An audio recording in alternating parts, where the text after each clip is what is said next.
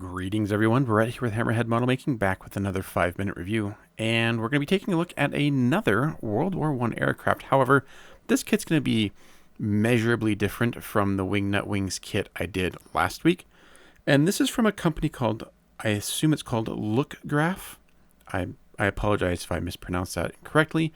This is a multimedia kit. Multimedia being that it is mostly resin, 3D printed parts, and photo etch.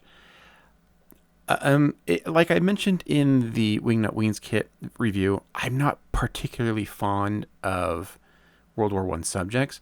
I am, however, fond of really innovative kits. And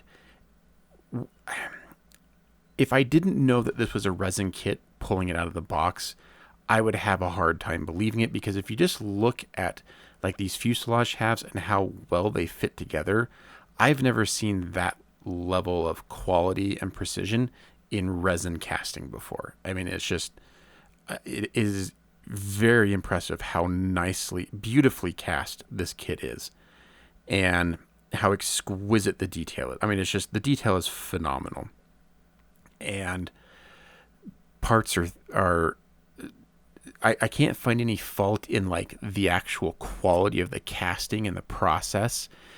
One of the things that makes me nervous about this kit, so this is like the top wing center section here. And as far as I can tell, this is solid resin. It's really heavy. And I mean, at its thickest point, it's probably a good 1/4 of an inch thick. And I mean, the fact that they were able to pour resin that thick and get like 0 defects on the surface is phenomenal. Like, that's amazing.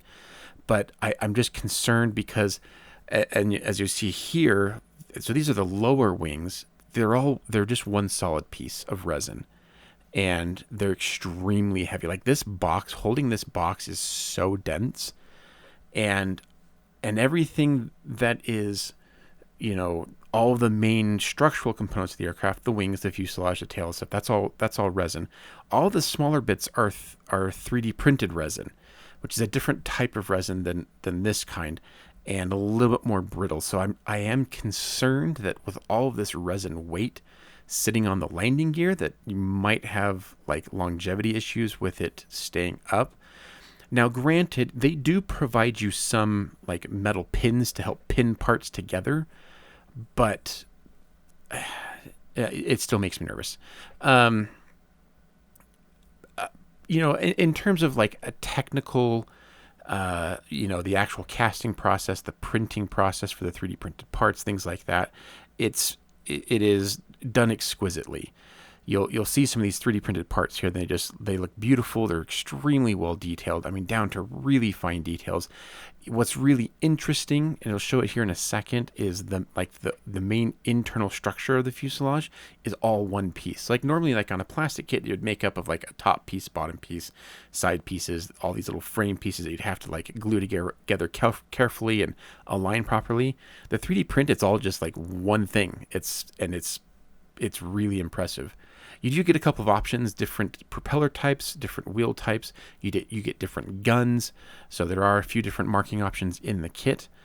But so yeah, here's the internal frame part here. I mean, it's amazing. Now, you will have to take some care removing this from the supports, because some of the supports are attached like inside the framing. So you'd kind of have to figure out where to start and work your way around. But I think once you get that out, it'll look pretty nice. Now, there was one issue in my review kit. One of the 3D printed struts, I think, for the landing gear was broken. So just be aware here. So here's the part here. So I'm just realizing that the part is broken. Fortunately, I found the part, and that's where it goes. So you might need to add extra pinning there, because it's kind of like an important support part for the landing gear, which in turn is supporting the whole rest of the resin. So you get a fairly substantial fret of photo etch, which basically includes like all the turnbuckles, instrument panel, seat belts, lots of internal details. I mean, it looks very nice. The photo etch, and this is like really thick photo etch too. So if you like it on the so this rod here, that's the one that was meant for like you cut it to pin. the different parts. You pin the wings together, pin the landing gear together, things like that. Decals look really nice. They have a really matte finish to them, very little shine.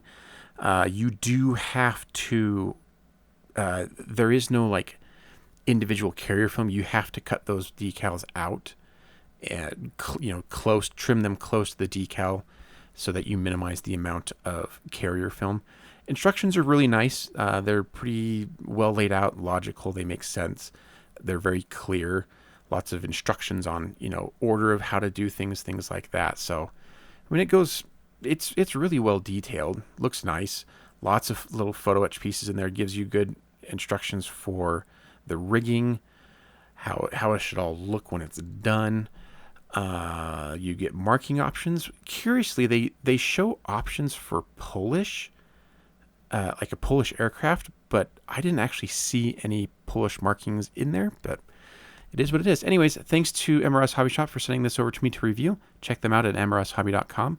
Thanks to the patrons. We'll see you on the next video.